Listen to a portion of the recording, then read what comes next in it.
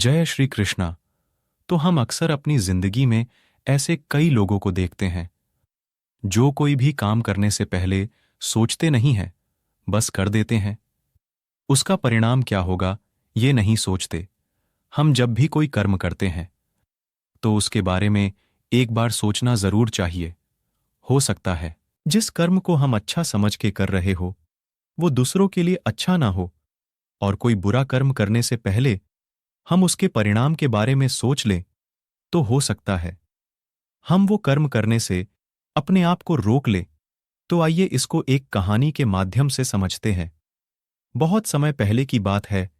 एक गांव में बहुत ही शातिर चोर था। वो चोर जब तक किसी घर में चोरी ना कर ले तब तक उसे चैन ही नहीं मिलता था। वो चोर अपनी इस आदत से बहुत परेशान था और उससे छुटकारा पाना चाहता था, लेकिन गांव में रहकर वो ये आदत नहीं छोड़ पा रहा था, क्योंकि जब भी उसका मन करता वो रात होते ही किसी ना किसी के यहां सेंध मार ही आता।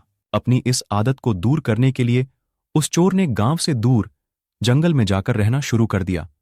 कुछ दिन जैसे तैसे उसने जंगल में बिताए, लेकिन चोरी के बिना उससे रहा नहीं जा रहा था। उसने एक दिन सोचा कि बहुत दिन हो गए हैं, दूसरा गांव इस जंगल से पास में ही, वहां जाकर एक अंतिम बार चोरी कर लेता हूं, उसके बाद नहीं करूंगा। ऐसा सोचकर वो अंधेरा होते ही चोरी के इरादे से दूसरे गांव की तरफ निकल गया। लेकिन रास्ते में उसे एक कुटिया दिखी और उसने सोचा कि क्यों ना आज रात यहीं हाथ साफ कर लिया जाए।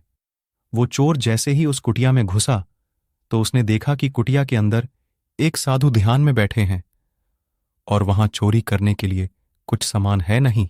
वो वहां से चुपचाप निकलने लगा, लेकिन ध्यान में बैठे साधु को उस चोर के आने का एहसास हो गया था। तो उन्होंने उसे आवाज दी और जोर से कहा, कौन हो? इतनी रात को यहां क्यों आए और जा क्यों रहे हो? वो बोला, मैं एक चोर हूं और चोरी के इरादे से यहां आया था, लेकिन आपके पास चोरी करने जैसा कुछ है ही नहीं, तो अब मैं कहीं और जा रहा हूं। साधु बोले, चोरी करना छोड़ क्यों नहीं देते? मेहनत का काम करो और एक अच्छी जिंदगी को जियो। चोर बोला, मैं अपनी चोरी की आदत को छोड़ना तो चाहता हूं, लेकिन चाहकर भी ये आदत मुझसे छूट नहीं पा रही है। आप मुझे आशीर्वाद दें ताकि मैं यह काम छोड़ सकूं।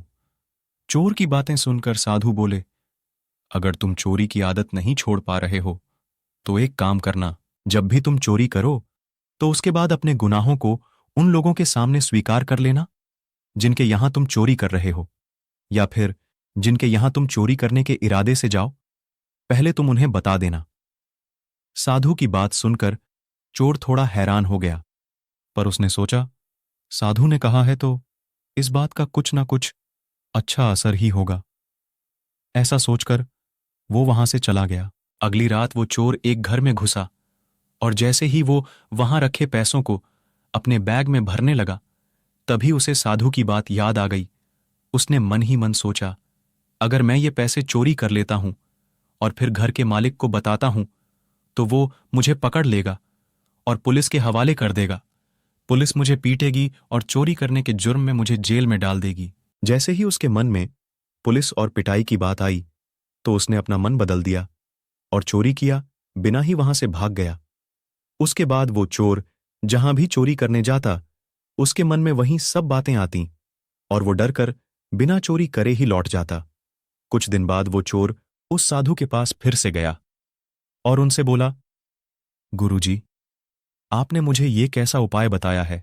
अगर मैं चोरी करने की बात पहले ही उस घर के मालिक को बता दूंगा तो मैं चोरी कैसे कर पाऊंगा?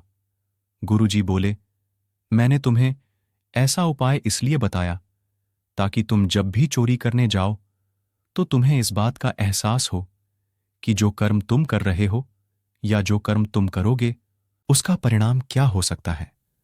जब भी तुमने मेरी कही बात पर ध्यान दिया तो तुम सावधान हो गए और जान पाए कि तुम्हारे कर्म अगर ऐसे ही रहे तो तुम्हें सजा भी हो सकती है। इससे तुम अपराध करने से बच पाए।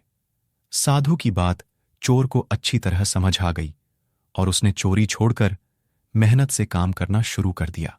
अच्छी भावना से, साफ नीयत से किए गए कर्मों के बारे में हमें सोचना नहीं पड़ता, वो बस हो जाते हैं।